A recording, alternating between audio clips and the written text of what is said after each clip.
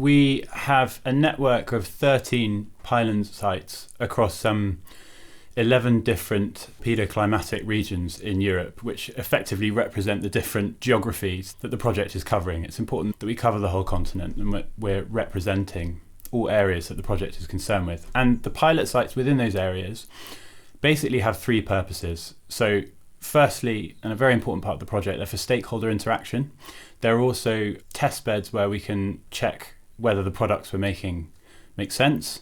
And thirdly, they provide an opportunity for education, dissemination of what we're doing, teaching about soil health awareness and the novel ways we're thinking about looking at soil to wider audiences.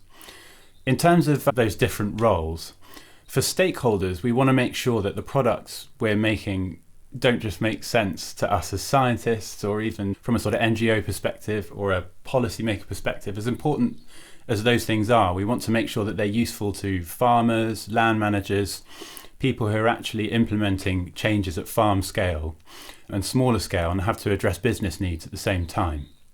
Advisors would be included in that, as well as researchers and the other groups I mentioned. And pilot sites are these representative sites where stakeholders can gather, test out new tools, offer feedback to what we're developing, which is part of an iterative design process, see strategies, practices implemented for real on the ground. It's all part of what we call co-creation. We are co-creating these products. We're not just making them from our side. We test to make sure that the predictions that the project is making about soil health actually correspond to real measurable data. And then obviously we think about the external communications, the education opportunities, and pilot sites are really important for showcasing this.